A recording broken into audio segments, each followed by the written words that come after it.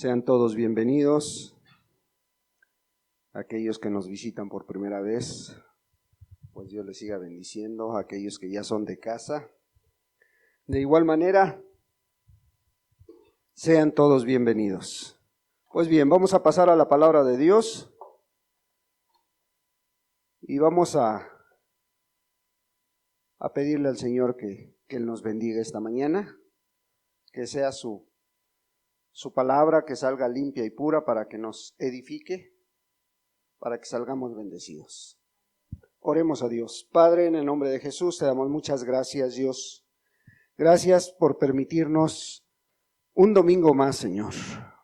Una vez más estar aquí, Señor, con los hermanos, alabando y bendiciendo tu nombre, Señor. Y es hermoso sentir tu presencia, es hermoso, Padre, alabarte, bendecirte. Es hermoso cómo entonar las alabanzas para darte la honra y la gloria. Gracias por ello, Señor, pero ahora pedimos el consejo de tu palabra, Señor. Ahora pedimos que seas tú hablando a nuestra vida, Señor, que seas tú tratando con cada uno de una manera personal, Señor. Aún, Señor, a aquellos que trajeran una necesidad, trajeran una lucha, Señor, sé tú, Padre, ministrando sus almas, sé tú dándoles conforme a esa necesidad, Señor. Padre, en tus manos ponemos esta palabra, Señor, para que a través de ella nos des el consejo adecuado, Señor. A través de ella nos hagas entender y conocer más tu voluntad. Muchas gracias te damos, Señor, y te pedimos por aquellos que han de escuchar esta grabación también, Señor. Habla sus vidas, Señor, como lo vas a hacer con nosotros. En el precioso nombre de Jesucristo, tu Hijo amado. Amén y amén. Vamos al Evangelio según San Mateo, hermanos.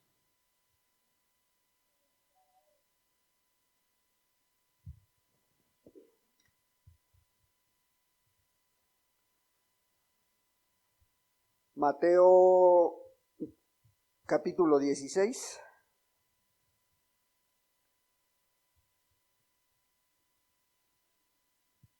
Evangelio según San Mateo capítulo 16.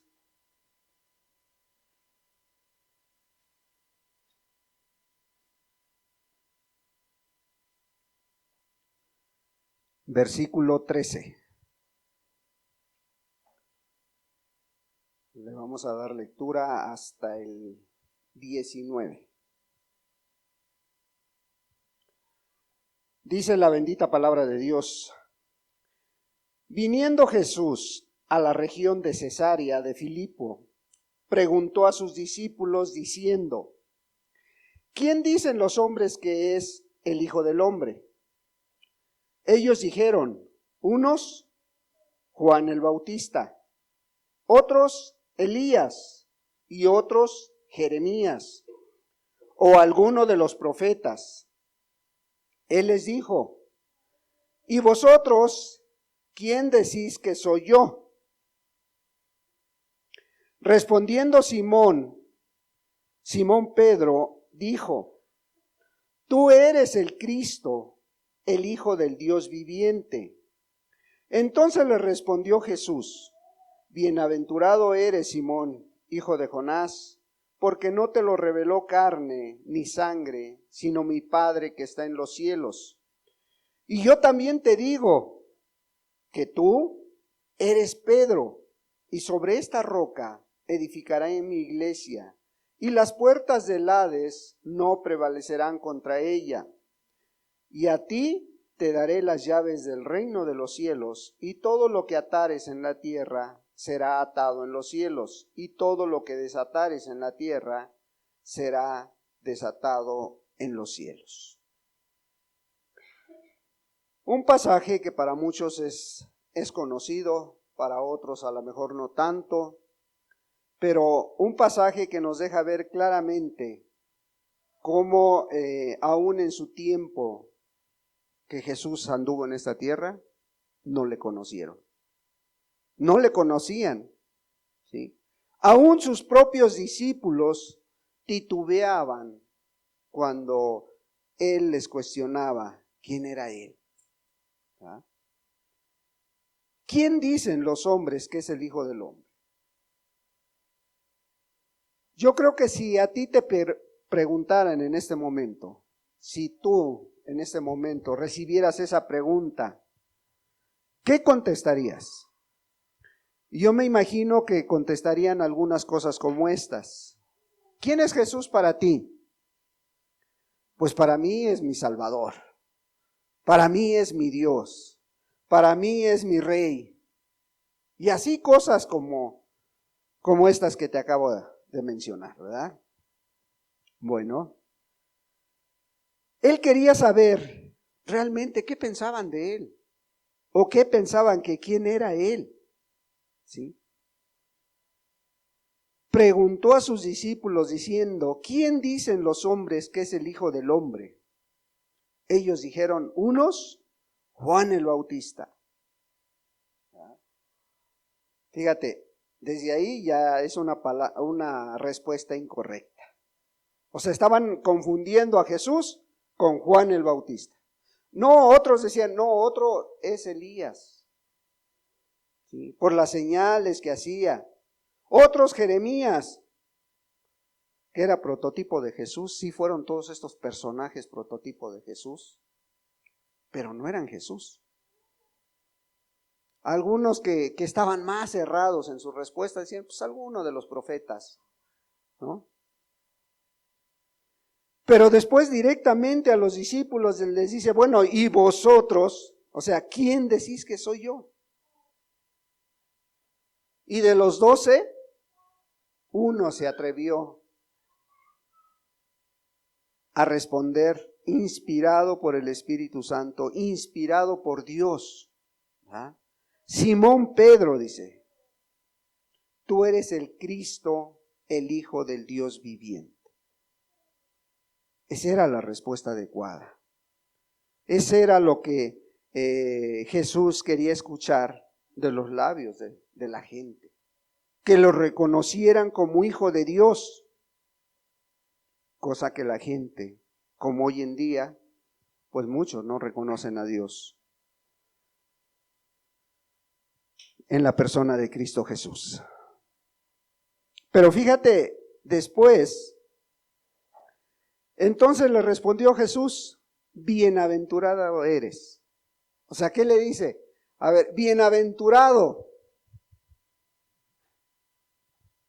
Palabra griega que significa felicísimo. O sea, le está diciendo, Pedro, tú eres felicísimo, Simón, hijo de Jonás.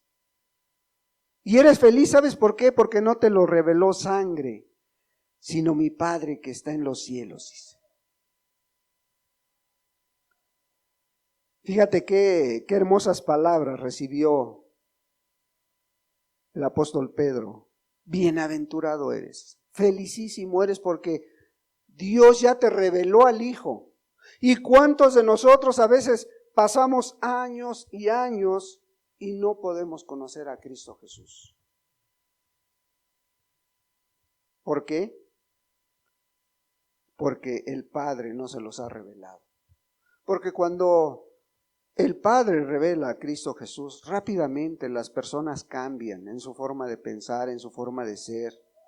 Rápidamente esa revelación del Padre hacia esa vida cambia totalmente todas las circunstancias que lo rodean. ¿Ah? Y yo también te digo, fíjate, yo también te digo, le dice, que tú eres Pedro. ¿Sí? Y sobre esta roca edificaré mi iglesia, y las puertas del Hades no prevalecerán contra ella. ¿Qué le está diciendo Cristo a Pedro? Sobre ti voy a fundar mi iglesia. ¿Verdad? Sí, hermano, le está diciendo eso. Porque fíjense, y yo también te digo que tú eres Pedro, y sobre esta roca edificaré mi iglesia. Sí le estaba diciendo sobre esta roca, Pedro, porque Pedro en el griego significa piedra. Pedro, del griego Petros, significa piedrecilla. Entonces, hoy esperamos con la ayuda de Dios dejar bien claro que pues la iglesia, ¿sobre qué está fundada la iglesia?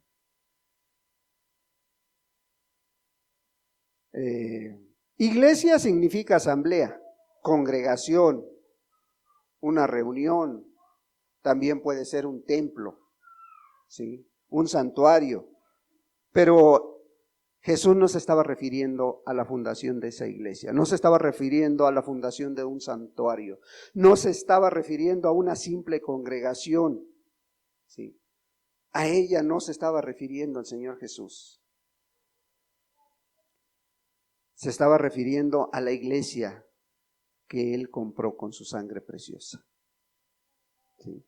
A esa es la que estaba mencionando. Y cuando le está diciendo a Pedro,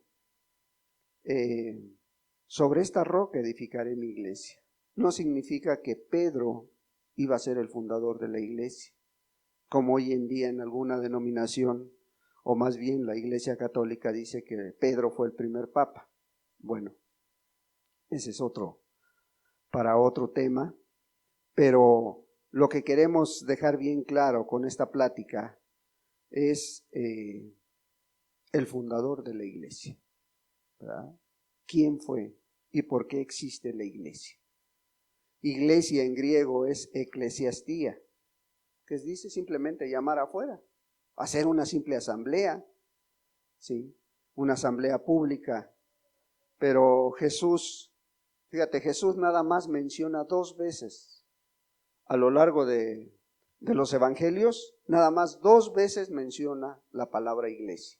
En este pasaje y también más adelante en Mateo 18, versículo 17. Ahí vuelve a mencionar a la iglesia, ¿sí? Pero la iglesia primitiva realmente, la cual conocemos hoy en día, aparece en Pentecostés, en el derramamiento del Espíritu Santo.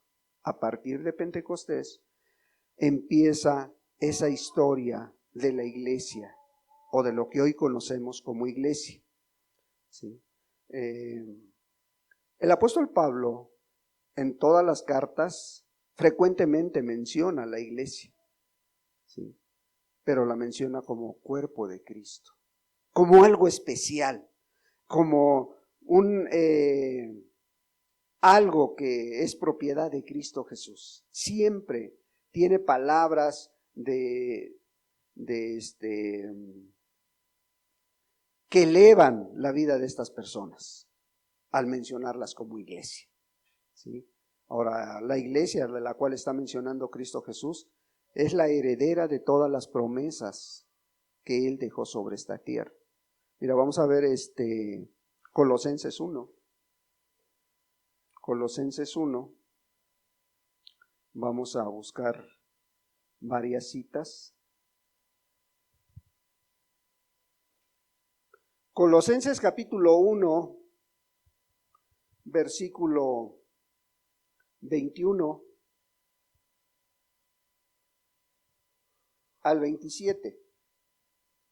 Fíjate, y a vosotros también, que erais en otro tiempo extraños y enemigos en vuestra mente, haciendo malas obras, ahora os ha reconciliado en su cuerpo de carne, por medio de la muerte, para presentaros santos y sin mancha e irreprensibles delante de Él.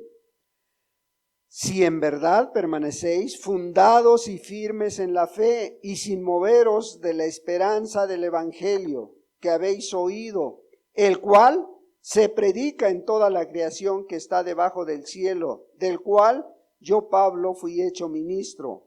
Ahora me gozo en lo que padezco por vosotros y cumplo en mi carne lo que falta de las aflicciones de Cristo por su cuerpo, que es la iglesia, de la cual fui hecho ministro según la administración de Dios, que me fue dada para con vosotros, para que anuncie cumplidamente la palabra de Dios, el misterio que había estado oculto desde los siglos y edades, pero ahora ha sido manifestado a sus santos, a quienes Dios quiso dar a conocer las riquezas de la gloria de este misterio entre los gentiles, que es Cristo en vosotros, la esperanza de gloria. Dice el apóstol Pablo, bueno, la mayoría de nosotros, de ustedes, dice, vienen de gente que hacía malas obras, pero ahora eso ha quedado atrás, ahora los ha reconciliado, ahora ya son hijos de Dios, pero dice, si en verdad permanecen, ¿sí?, fundados y firmes en la fe. ¿Por qué?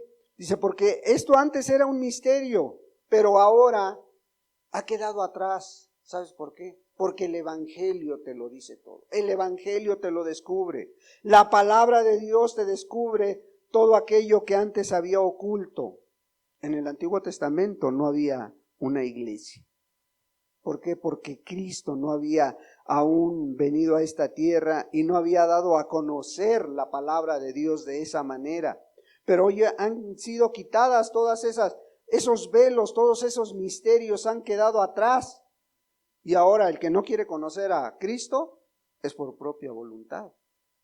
Porque la palabra de Dios, el Evangelio de Cristo Jesús, te descubre quién es Cristo Jesús y quién es Dios, ¿verdad? Bueno, Efesios 4, atrasito, Efesios 4. Efesios capítulo 4, versículo 1 al 6.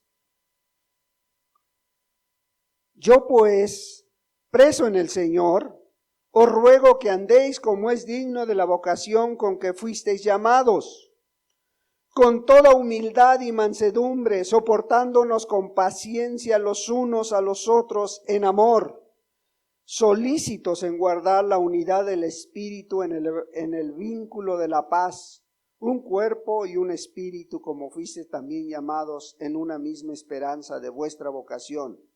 Un Señor, una fe, un bautismo, un Dios y Padre de todos, el cual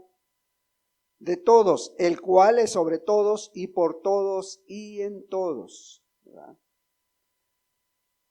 El apóstol Pablo está motivando, está exhortando a que sean fieles al llamado de Dios, ¿sí? Con esa vocación con que fuiste llamado, dice. ¿Sí? Pero dice, con toda humildad y mansedumbre, soportándonos con paciencia los unos a los otros en amor. Y a veces, ¿cómo cuesta esto en un grupo de personas de 15, 20, 30, 40, 50 o más personas? Cuesta sobrellevarnos unos a otros.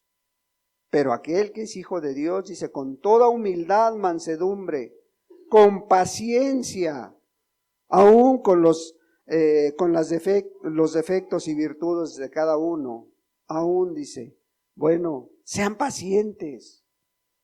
A veces queremos que todos actuaran de una manera, pero Pablo dice, sean pacientes para que funden esa iglesia, para que formen ese grupo que es el cuerpo de Cristo Jesús. Ahí mismo en Efesios 1:1, fíjate cómo les llama Pablo a aquellos que conocen a Cristo, aquellos que forman la iglesia de Dios. Pablo, apóstol de Jesucristo por la voluntad de Dios, a los santos y fieles en Cristo Jesús que están en Éfeso. A los santos y fieles, dice. ¿Sí? Filipenses 1:1, más adelante. Filipenses 1:1 dice, Pablo y Timoteo, siervo de Jesucristo, a todos los santos en Cristo Jesús que están en Filipos con los obispos y diáconos. A todos los santos. O sea, son algo especial aquellos que forman el cuerpo de Cristo. La iglesia tiene que estar conformada por personas que caminan en santidad, personas que han sido redimidos por Cristo y que buscan cada día parecerse más a Cristo Jesús, cómo actuaba, cómo vivía, cómo hacía las cosas aquí en la tierra. Efesios 4, versículo 13. Hasta que todos lleguemos a la unidad de la fe y del conocimiento del Hijo de Dios, a un varón perfecto a la medida de la estatura de la plenitud de Cristo. Hasta que todos, dice, lleguemos a la unidad de la fe y del conocimiento del Hijo de Dios, a un varón perfecto. No que ya no peque, no un varón que ya le salgan las alitas, no está diciendo eso. Perfecto aquí está mencionándose del griego a una persona madura, madura en el conocimiento de la palabra, madura en el conocimiento del evangelio. No está diciendo a un varón perfecto que ya no va a pecar, que ya no va a hacer nada malo, no. A una persona madura que conozca a Dios, que conozca a Cristo, a la medida de la estatura de la plenitud de Cristo. ¿Cuál es el estándar de la iglesia? Cristo Jesús, hermanos. No es el hermano, no es la hermana, no es el que te ministra, es Cristo Jesús, el estándar de cada uno de aquellos que nosotros nos decimos ser cristianos. Entonces, la iglesia, al estar sujeta a Cristo, recibe autoridad. Y autoridad para muchas cosas, hermano, ¿sí? Pero primeramente para predicar la palabra. Fíjate, cuando el Señor Jesús les dijo, yo me voy a ir, pero ¿saben qué? A partir de que ustedes reciban el Espíritu Santo, según Hechos, capítulo 1, versículo 8, dice, y recibiréis poder cuando venga sobre vosotros el Espíritu Santo y me seréis testigos, ¿qué dice? En Samaria, en Judea, en todo el mundo, ¿sí? Y recibiréis poder. ¿Qué les estaba diciendo? Van a tener el poder para poder predicar la palabra de Dios, ¿sí? Pero no únicamente les da poder para eso. Mateo 28, Mateo capítulo 28. Aquí no es una sugerencia, es un mandamiento que todo hijo de Dios debe de hacer y tener en cuenta. Mateo 28, versículo 18 al 20. Dice, y Jesús se acercó y les habló diciendo, toda potestad me es dada en el cielo y en la tierra. Por tanto, id y haced discípulos a todas las naciones, bautizándolos en el nombre del Padre y del Hijo y del Espíritu Santo, enseñándoles que guarden todas las cosas que os he mandado. Y aquí yo estoy con vosotros todos los días hasta el fin del mundo. Fíjate qué hermosas palabras para sus discípulos. ¿Qué les está diciendo? Tienen que enseñarles, tienen que ir a predicarles, tienen que ir a hablarles a todas las naciones, que no fueron a todas las naciones ellos mismos, ¿verdad? Pero sus discípulos de ellos sí alcanzaron a todas las naciones, porque por eso nos llegó el Evangelio a nosotros. Y les dice, enséñenles, ¿qué tienen que enseñarles? Todas las cosas que os he mandado, dice. Todas. Y si ustedes cumplen, dice, yo estoy con vosotros todos los días hasta el fin del mundo.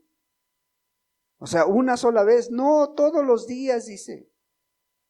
Siempre va a estar contigo Dios donde quiera que andes. ¿Sí? Pero la iglesia no es para imponer cargas que aún a veces ni los propios dirigentes pueden llevar. Hechos 15.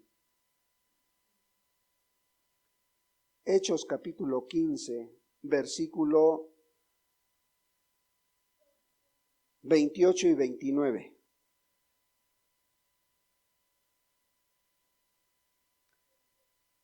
Versículo 28 dice, porque ha parecido bien al Espíritu Santo y a nosotros no imponer ninguna carga más que estas cosas necesarias, que os abstengáis de lo sacrificado a ídolos, de sangre, de ahogado y de fornicación, de las cuales cosas si os guardáis, bien haréis, pasarlo bien.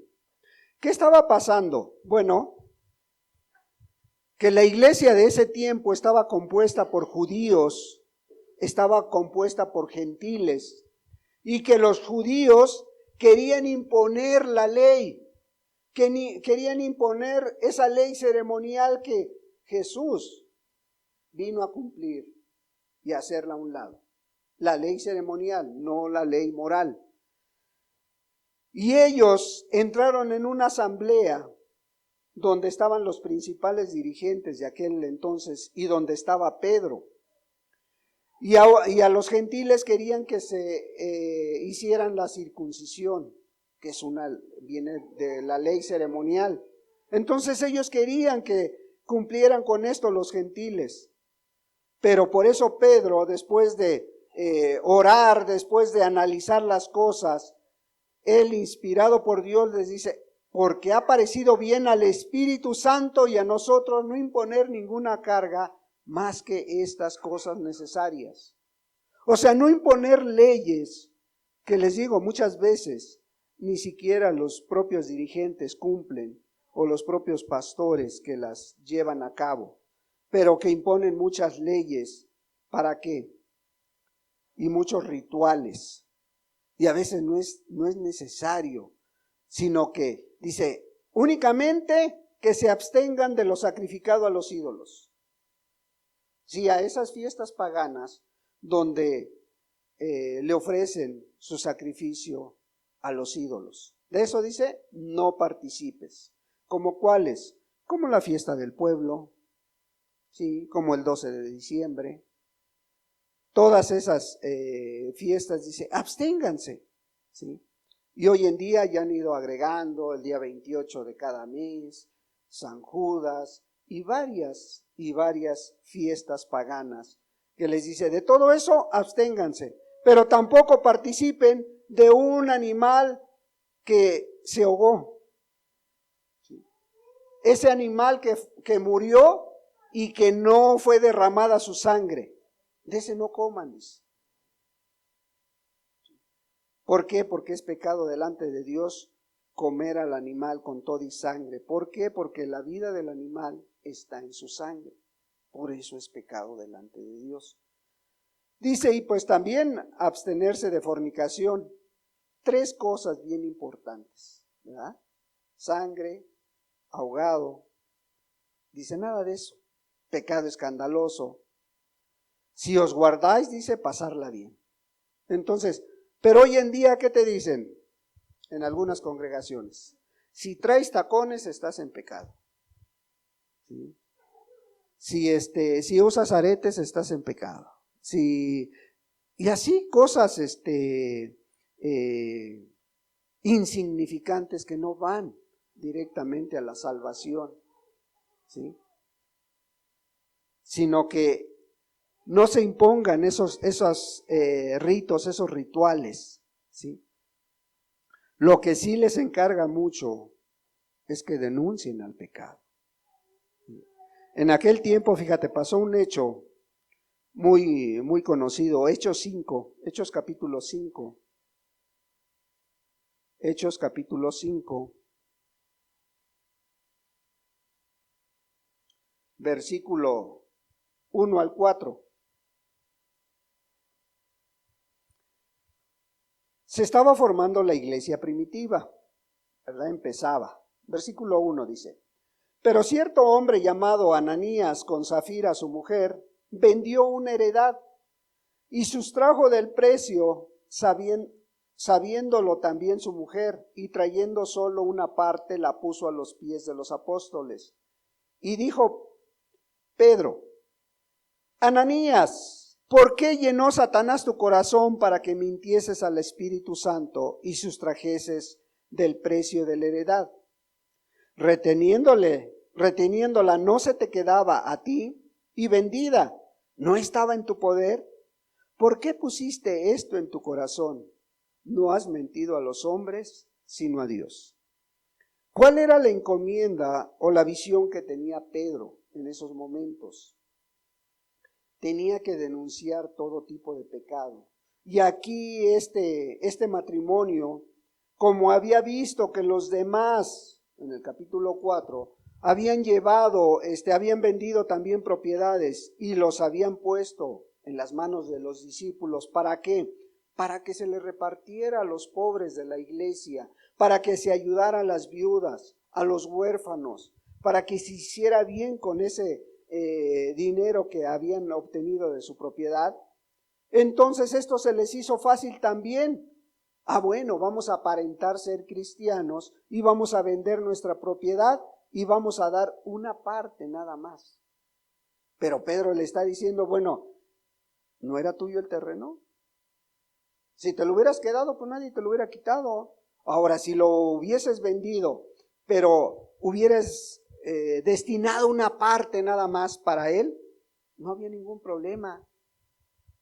Pero tú estás diciendo, en tanto vendí el terreno y aquí está el dinero que me dieron, cuando era una mentira. ¿Por qué? Porque le habían dado más dinero. Una simple mentira. Dice que al instante Dios lo mató, cayó muerto. Si tú sigues leyendo la historia, cayó muerto enseguida. Entonces, viendo todo esto, la iglesia tiene muchas funciones. ¿Sí? Otra de las funciones, Mateo 18. Ahorita entramos directamente al tema, hermanos.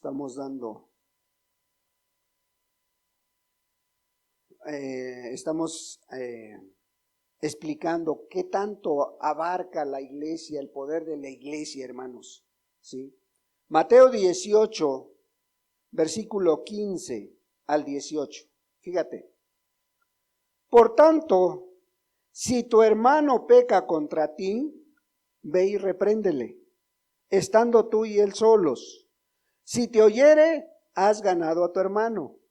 Mas si no te oyere, toma aún contigo a uno o dos, para que en boca de 2 o 3 testigos conste toda palabra. Si no los oyere a ellos, dilo a la iglesia, y si no los oyere a la iglesia, tenle por gentil y publicano. De cierto os digo que todo lo que atéis en la tierra será atado en el cielo, y todo lo que desatéis en la tierra será desatado en el cielo. ¿Qué otra función tiene la iglesia? Bueno, el de aplicar una disciplina a los que se desvían del camino. Si yo te preguntara, de acuerdo a estos textos, ¿quién tiene la máxima autoridad dentro de una iglesia? ¿Quién tiene la máxima autoridad dentro de una iglesia, hermanos? ¿Los ancianos? ¿Los pastores? ¿O quién tiene la máxima autoridad dentro de una iglesia? El pastor. Qué fácil, ¿verdad, hermanos? Ahí está, ¿no? Otro. ¿Quién tiene la máxima autoridad dentro de una iglesia, hermanos? Los ancianos. A ver, hermanos. Jesús primeramente. Sí, pero Jesús ya delegó la responsabilidad en la iglesia. ¿Quién tiene la responsabilidad dentro de la iglesia? Según este texto, hermanos, analicémoslo, ¿sí? Por tanto, dice, ve si tu hermano peca contra ti, ve, repréndele estando tú y él solo, si te oyere, has ganado a tu hermano. Sí, si lo ves que se está desviando, ¿qué tienes que ir? Ve tú. O que ya fuiste la primera vez, ¿no hizo caso? Ve con otro hermano, dice el versículo que sigue. Mas si no te oyere, toma aún contigo a 1 o 2, para que en boca de 2 o 3 testigos conste toda palabra, ¿verdad? Ese es el segundo paso. El tercer paso, ¿cuál es? Si no los oyere a ellos, dilo a la iglesia, ¿sí? Y si no oyere a la iglesia, tenle por gentil y publicano. La máxima autoridad dentro de las congregaciones e iglesias es la propia iglesia, hermanos, ¿sí? En una asamblea pública se les tiene que hacer saber, fulano de tal está expulsado y no puede venir a la reunión. Ese es el tercer paso, hermanos, ¿sí? Entonces recibe autoridad esa iglesia, ¿sí? Recibe autoridad para que aplique disciplina a los miembros de la misma, ¿sí? Entonces, pero para todos aquellos que han puesto su vida en las manos de Cristo, hay un lugar especial, hermanos, y ese lugar especial se llama iglesia. En esta iglesia deberían encontrar, hermanos, amor, compañerismo, comunión, comprensión a veces, ¿verdad? Y esto debería motivar al creyente para seguir avanzando, para seguir caminando en esa iglesia. En esa iglesia que va llegando, a lo mejor va conociendo a Cristo. El siguiente paso para ser parte de esa iglesia es dar un paso más, que es el bautismo. Y luego, en esa iglesia donde debería de haber compañerismo, donde debería haber amor, la máxima expresión de comunión dentro de una iglesia, ¿cuál es, hermanos? Ayúdenme. La máxima comunión dentro de una iglesia, el amor, dice la hermana. Otro. ¿Cuál es la máxima comunión hoy en día dentro de una iglesia donde queremos estar? No queremos perdernos ese día, no queremos que faltar ese día. ¿Cuál es la máxima comunión? ¿Mandé? La cena del Señor, hermanos. Hoy en día nada más hay 2 sacramentos para la iglesia cristiana, ¿sí? Que realmente ama a Dios. Primero, bautizarse, que es uno. Y el segundo, la máxima comunión, es la Santa Cena, ¿sí? Un hermano, una hermana que no espera con una expectativa, con un deseo de participar de la Santa Cena, hermanos, chéquense. Analícense, hermanos, si realmente están viviendo en esa salvación que Cristo da, hermanos. Porque no es un mandamiento de la iglesia, no es un mandamiento de los hermanos, es un mandamiento directamente de Cristo Jesús, hermanos. Y que hoy, hasta el día de hoy, es uno de los más fuertes para tener comunión unos con otros. ¿Sí, hermanos? Ahora, volvemos al pasaje de Mateo 13. Ya vimos que en este pasaje pues Jesús está haciendo una pregunta, los cuales pues algunos le contestan mal, le contestan incorrectamente, y solo Pedro es el que contestó correctamente, ¿sí? Y Jesús le dice, bueno, a ti te lo reveló Dios mismo, el Espíritu Santo, ¿sí? Pero en este versículo 18, que es el que vamos a analizar a profundidad, hermanos, fíjate, primero le dice, y yo también te digo, ¿sí? Ahí lleva una coma, ¿sí? Una pausa, que tú eres Pedro. Vuelve a hacer la pausa, tú eres Pedro. O sea, le está diciendo, bueno, realmente, ¿qué estaba pasando en este momento? ¿Sí han visto el texto anterior, lo que le estaba diciendo y cómo le estaba llamando? ¿Cómo se llamaba? ¿Pedro? Simón, ¿verdad? Le está diciendo Simón, pero a partir de este momento, ¿qué le dice? A partir de ahora eres Pedro, eres una piedra, ¿sí? Eres una piedrecilla. Pero lo importante de esta declaración de Cristo Jesús es que le está diciendo, y tú eres Pedro, ¿sí? Pero sobre esta roca voy a fundar la iglesia.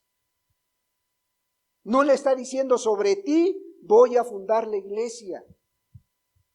Le está diciendo sobre esta roca que era él, ¿sí? Y roca no significa lo mismo piedrecilla, ¿sí? Roca en el griego es petra, significa peña y también una base rocosa, ¿sí? Entonces él no le está diciendo sobre una piedrecilla y cualquiera voy a fundar, no, dice sobre una roca.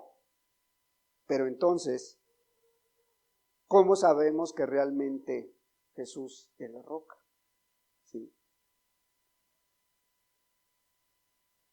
En las Escrituras, hermano, desde el Antiguo Testamento, que viene escrito en hebreo y en arameo, el Antiguo Testamento hay unos pasajes, no todos vienen en hebreo ni todos vienen en arameo, sino que están los dos lenguajes. Nunca de los nunca, hermano, se emplea la palabra roca para hacer un símil con un hombre, para hacer una similitud con un hombre, que a Elías le hayan dicho, tú vas a ser la roca. No, nunca vas a encontrar en todo el Antiguo Testamento que este símil se le aplique a un hombre. Solamente se le aplica a Dios, hermano. La roca es Dios. ¿Sí?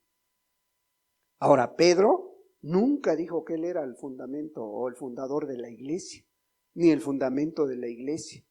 Mira lo que dice Pedro en Primera de Pedro 2. Primera de Pedro 2.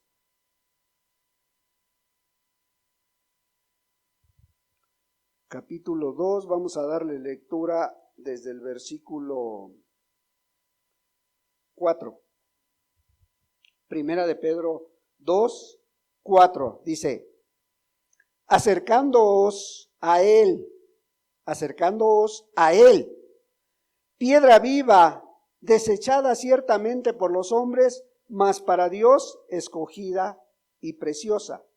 Vosotros también, como piedras vivas, sed edificados como casa espiritual y sacerdocio santo para ofrecer sacrificios espirituales aceptables a Dios por medio de Jesucristo. Por lo cual, también contiene la Escritura, he aquí pongo en Sión la principal piedra del ángulo, escogida, preciosa, y el que creyere en él no será avergonzado.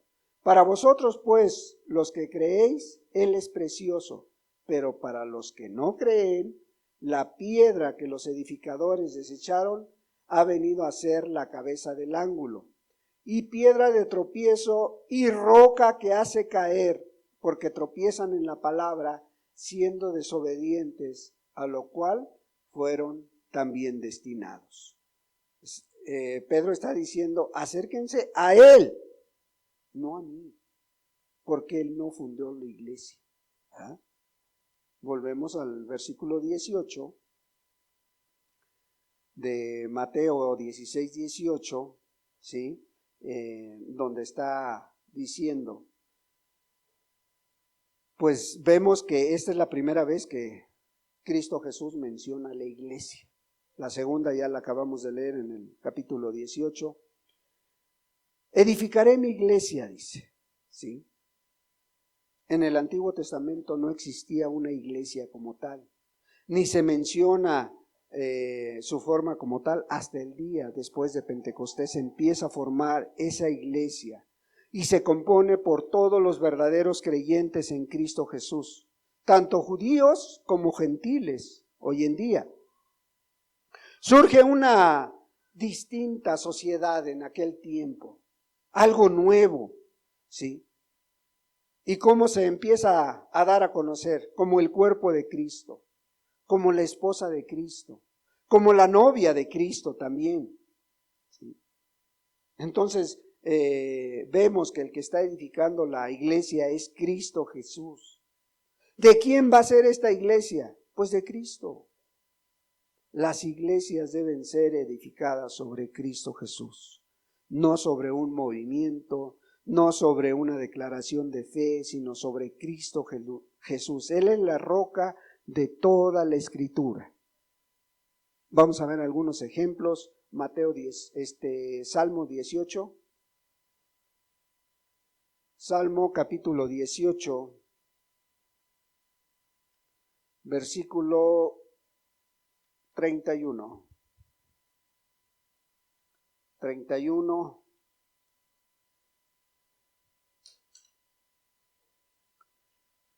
Porque ¿quién es Dios sino solo Jehová? ¿Y qué roca hay fuera de nuestro Dios? ¿Y qué roca fuera hay de nuestro Dios?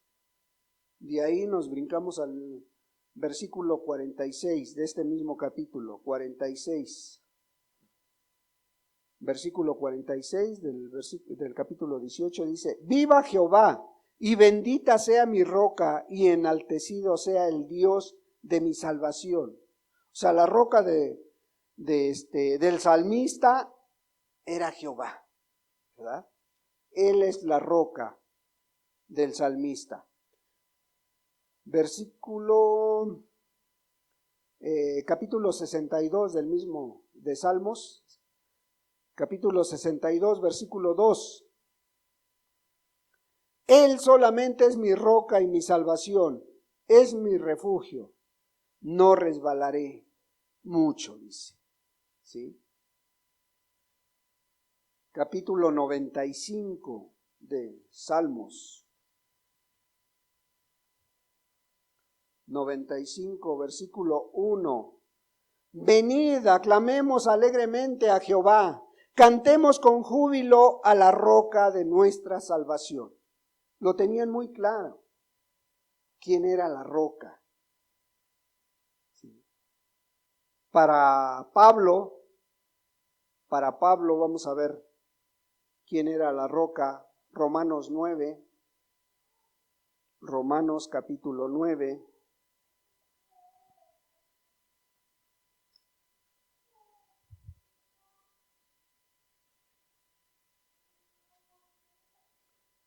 Romanos capítulo 9, versículo 23. Y para hacer notorias las riquezas de su gloria, las mostró para con los vasos de misericordia que él preparó de antemano para la gloria. No, 33, perdón. Hermanos. Como está escrito: He aquí pongo en Sión piedra de tropiezo y roca de caída, y el que creyere en él no será avergonzado. ¿Sí? Entonces vemos que la roca es Dios, es Jehová, es Cristo Jesús. La iglesia está sobre un cimiento sólido, una base rocosa. ¿Sí? Ahora, pudiéramos preguntar, ¿cómo es una iglesia? ¿Cómo se forma una iglesia, hermanos? Una iglesia se forma de gente salva, gente que ha confesado a Cristo Jesús y ha dado los siguientes pasos. ¿Sí? Pero a veces la gente se confunde porque nos han enseñado que la iglesia debe de estar caminando con el mundo. Fíjate cómo este pasaje está mal interpretado por muchos que lo han predicado y que lo siguen predicando de esa manera en muchas denominaciones. Mateo 13, versículo 24.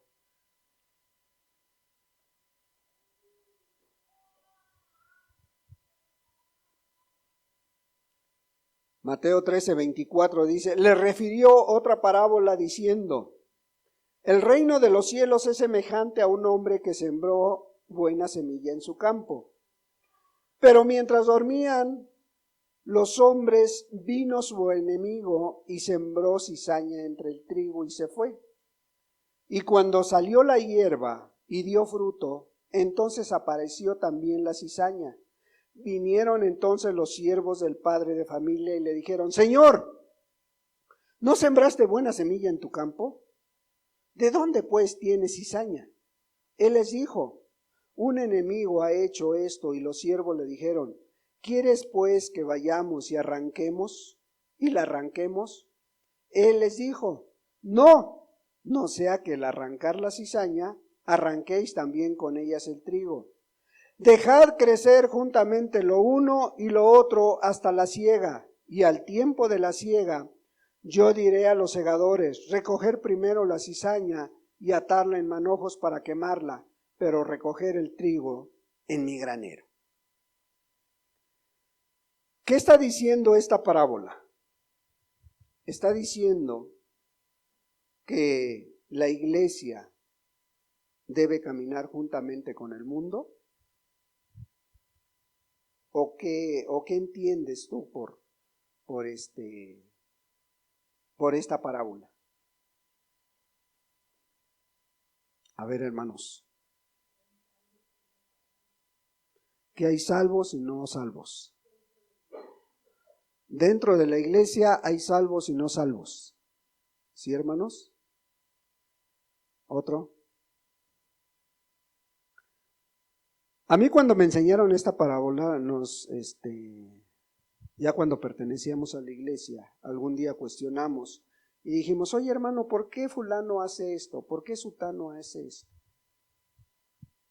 ¿Por qué se comporta de esta manera? ¿Sí?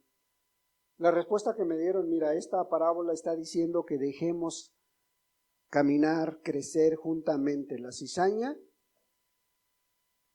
con la iglesia. Si eso es lo que nos está diciendo. ¿Sí o no, hermanos? Ahora, Jesús no se queda siempre así, ¿verdad? Fíjate, para entenderlo le vamos a dar lectura desde el 36, no el 38, hermano, gracias. 36. Entonces, despedida la gente, entró Jesús en la casa y acercándose a él sus discípulos le dijeron: explícanos la parábola de la cizaña del campo. Fíjate, los mismos discípulos no alcanzaban a entender esta parábola que les estaba hablando. Respondiendo él les dijo: el que siembra la buena semilla es el Hijo del Hombre. El campo es el mundo. La buena semilla son los hijos del reino y la cizaña son los hijos del malo. El enemigo que la sembró es el diablo, la siega es el fin del siglo y los segadores son los ángeles. De manera que como se arranca la cizaña y se quema en el fuego, así será en el fin de este siglo. ¿Sí le entendieron, hermanos? ¿Sí? El campo al cual se está refiriendo el Señor Jesús en la parábola de la cizaña que les está diciendo a sus discípulos, no se está refiriendo que dentro de la iglesia va a caminar el impío y el salvo. La iglesia está formada por gente salva, hermanos. ¿Sí? Las congregaciones como esta o como cualquier otra, ahí sí hay gente inconversa. ¿Sí? Porque están buscando convertirse, ¿no? ¿Y cómo van a llegar? Pues llegan a las congregaciones, no llegan directamente a la iglesia. ¿Sí? Entonces, ¿qué nos está diciendo el Señor Jesús? Bueno, el mundo es el campo, el que Él sembró. ¿Sí? Entonces la iglesia debería estar formada o debe de estar formada por gente salva, porque es el cuerpo de Cristo Jesús, es la esposa de Cristo Jesús, como lo hemos venido viendo en temas anteriores, ¿sí? Y tiene como propósito, hermanos, llevarle gloria a Cristo Jesús. La iglesia, su único propósito es llevar gloria a Dios. ¿Sí? Y tiene que estar formadas, como dice el apóstol Pedro, por piedras vivas. O sea, tu vida debe de estar fundamentada en la enseñanza de Cristo Jesús, al servicio de Cristo Jesús, para llevarle gloria a Él. ¿Sí? Ahora, dentro de esta iglesia, que está formada por piedras vivas, no hay dos piedras iguales, hermano. O sea, tú eres muy importante dentro del cuerpo de Cristo Jesús. Si eres iglesia, tú eres muy importante. Primera de Corintios.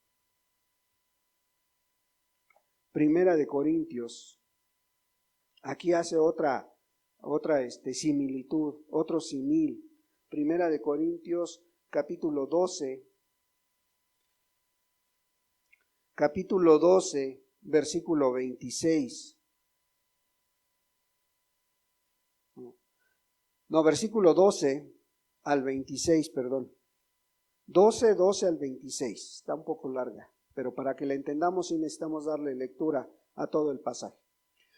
Fíjate bien, porque así como el cuerpo es uno y tiene muchos miembros, pero todos los miembros del cuerpo, siendo muchos, son un solo cuerpo. Así también Cristo, ¿sí? Porque por un solo espíritu fuimos todos bautizados en un cuerpo, sean judíos o griegos, sean esclavos o libres, y a todos se nos dio a beber de un mismo espíritu. Además, el cuerpo no es un solo miembro, sino muchos. Si dijera el pie, porque no soy mano, no soy del cuerpo, por eso no será del cuerpo. Y si dijere la oreja, porque no soy ojo, no soy del cuerpo, por eso no será del cuerpo. Si todo el cuerpo fuese ojo, ¿dónde estaría el oído? Si todo fuese oído, ¿dónde estaría el olfato? Mas ahora Dios ha colocado a los miembros, cada uno de ellos, en el cuerpo como Él quiso. Porque si todos fueran un solo miembro, ¿dónde estaría el cuerpo? Pero ahora son muchos los miembros, pero el cuerpo es uno solo. Ni el ojo puede decir a la mano, no te necesito, ni tampoco la cabeza a los pies, no tengo necesidad de vosotros. Antes bien, los miembros del cuerpo que parecen más débiles son los más necesarios, y aquellos del cuerpo que nos parecen menos indignos, a estos vestimos más dignamente, y los que nosotros, son menos decorosos, se tratan con más decoro, porque los que nosotros son más decorosos no tienen necesidad, pero Dios ordenó el cuerpo dando más abundante honor al que le faltaba, para que no haya desavenencia en el cuerpo, sino que los miembros todos se preocupen los unos por los otros. De manera que si un miembro padece, todos los miembros se duelen con él, y si un miembro recibe honra, todos los miembros con él se gozan. Entonces, no hay dos iguales, hermano. En el cuerpo de Cristo, tú eres muy importante, porque tienes una función. Dios te ha encomendado una función. Por lo tanto, tú tienes que cumplir con ese llamado que Jesús te hace, ¿verdad?, al injertarte en su cuerpo. ¿Debería ser segura la iglesia, hermano? Pues el mismo Señor Jesús lo declaró, fíjate, en el versículo 18 de Mateo 16, 18. Fíjate lo que le está diciendo en la parte B.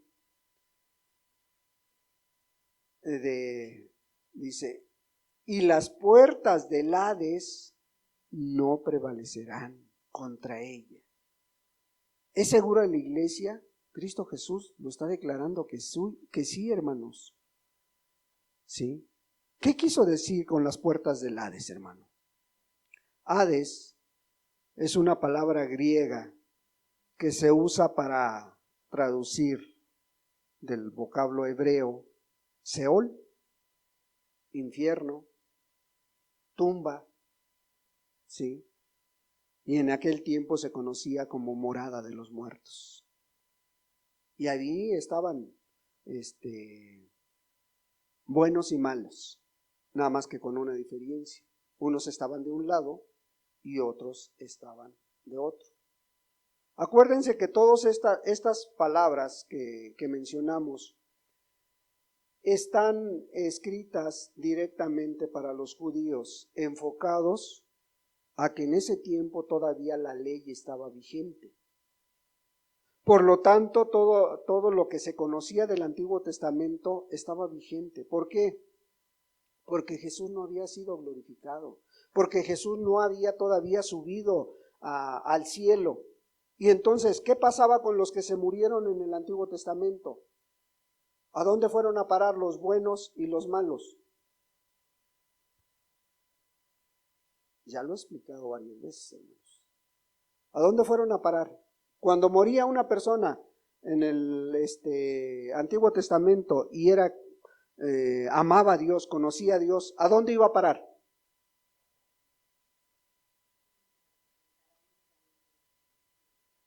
¿A dónde? Al paraíso, dicen unos. ¿Sí, hermanos? ¿A dónde iba a parar esa persona? Esa alma de esa persona, ¿a dónde iba a parar? Pues su cuerpo a la tumba, ¿no? Como también los malos, su cuerpo a la tumba. Pero su alma, ¿a dónde? Con confianza, hermanos.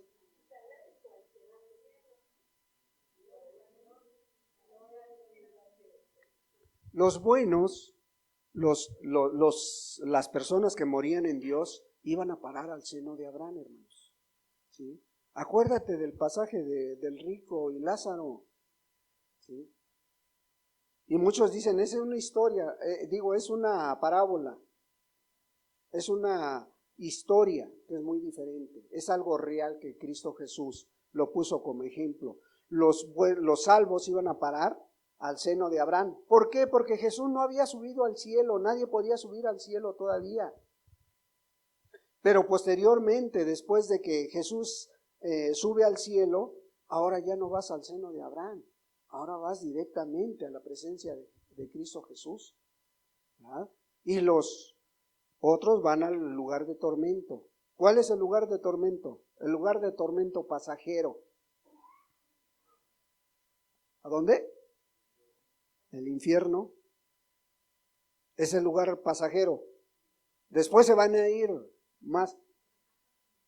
¿Sí o no, hermanos? Después van a pasar del infierno al lago de fuego, hermanos, que arde con azufre. ¿Sí? Ahí ya es el destino final. ¿Sí? Pero en aquel tiempo iban a parar a la morada de los muertos. Y pues vemos el ejemplo de Lázaro, ¿verdad? Vemos cómo se veían, a lo mejor a lo lejos, dice que a lo lejos alcanzó a ver, ¿sí? ¿Dónde están estos lugares? ¿Dónde están esos lugares, hermanos? Hay una montaña, sí, pero ¿dónde está esa montaña?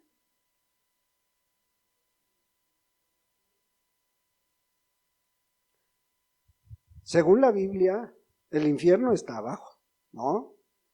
Según los científicos, los estudiosos, dicen que la Tierra tiene 12,000 kilómetros de profundidad de lado a lado, de hemisferio a hemisferio. 12,000. Y a la mitad es donde estaba el seno de Abraham. Estaba, porque hoy en día Abraham está en el cielo. ¿Sí? Entonces el infierno está en las profundidades de la tierra. Y la Biblia nos los dice por varios pasajes, ¿sí? Ahí están. Por ejemplo, cuando aquel ladrón que se arrepiente al último, Dios le dice, te vas a ir al cielo rápidamente. Bueno, en algunas, déjenme aclararles, en algunas versiones sí dice, hoy mismo te vas a ir conmigo al cielo. Pero está mal traducida esa versión, porque la versión original dice, hoy mismo estarás conmigo en el paraíso. Porque todavía no iban al cielo. Todavía Jesús no había recibido esa gloria que necesitaba para estar allá. Entonces el seno de Abraham se le conocía también como paraíso. ¿sí? Y era el destino de los piadosos que murieron en el Antiguo Testamento. Entonces, al pertenecer a una iglesia, pues nunca el Señor Jesús dijo, todo va a ser color de rosa, hermano. Entréguense, busquen una iglesia y vayan a la iglesia y todo les va a salir de maravilla. Mira, vas a caminar sobre pétalos de rosa. No, nunca dijo eso, ¿no? Y si ves la historia de los discípulos, ¿cómo murieron los 12 discípulos que quedaron después de Judas? Bueno, Judas también murió trágicamente, ¿no? Pero ¿cómo murieron ellos, no? Pedro crucificado de cabeza, Pablo decapitado, Juan en la isla de Patmos solo, ¿no? Entonces, nadie nos dice que al pertenecer a la iglesia todo va a salir color de rosa, vas a tener un trabajo, donde te va a sobrar dinero, ¿sí? Vas a tener unos hijos comprensivos, una esposa piadosa. Pues si son los dos cristianos, sí, pero no lo está asegurando el Señor Jesús, ¿eh? Entonces vemos cómo ellos pasaron luchas, pasaron pruebas, ¿sí? Pero permanecieron fieles a Dios, hermanos, ¿sí? Y Cristo sigue siendo el mismo, y la iglesia tiene que caminar de igual manera como caminó la iglesia primitiva, hermano, ¿sí? ¿Por qué? Porque esta va a permanecer contigo, sin ti, conmigo y sin mí, va a permanecer hasta que venga Cristo Jesús o nos llame a su presencia, hermanos.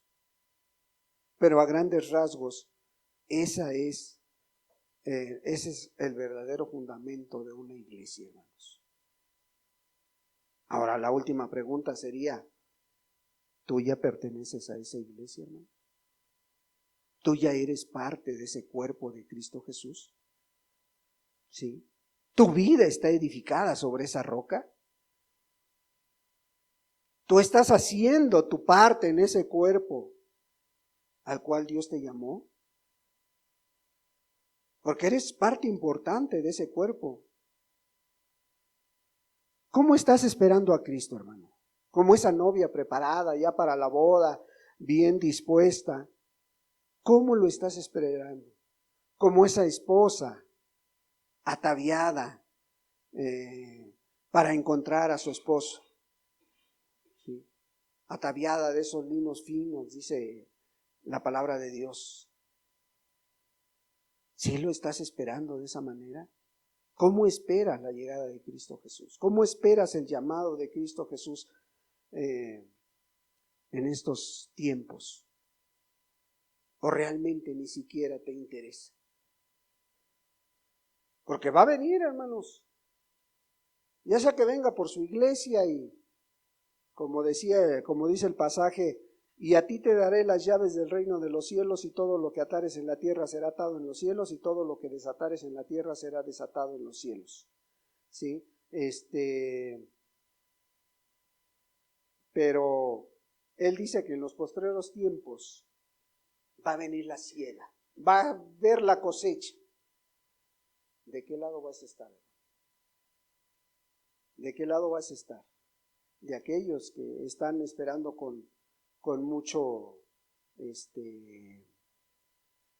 expectativa a Cristo Jesús.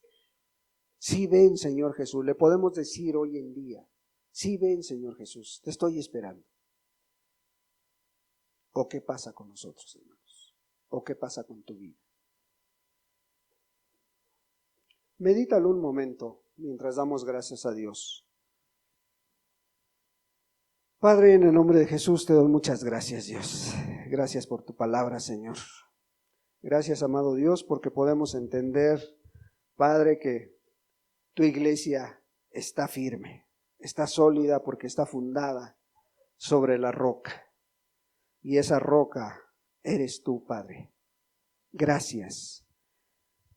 Amado Señor, ahora ayúdanos a hacerte fieles hasta el final, Señor, para que cuando venga esa siega, esa cosecha, Señor, nos encuentres haciendo tu voluntad, Padre. Nos encuentres, amado Dios, como tú quisieras encontrar a cada uno de nosotros. Señor, ten misericordia de este pequeño remanente, Padre. Y amado Dios, levanta al que tengas que levantar, anima al desanimado, Señor, exhorta a aquel que a lo mejor te está perdiendo de vista, Señor, y amado Dios, vuélvelo a injertar en tu cuerpo, Señor. Padre, porque tu palabra hoy nos deja claro que todos son necesarios en tu cuerpo, Señor. A cada uno tú le has dado algo, Señor, un trabajo que desempeñar en tu iglesia. Ayúdanos a cumplir con esa encomienda, Padre, para que el día que tú vengas encuentres mucho fruto en nuestra vida, Padre. En el precioso nombre de Jesucristo, tu Hijo amado. Amén, Señor, y amén.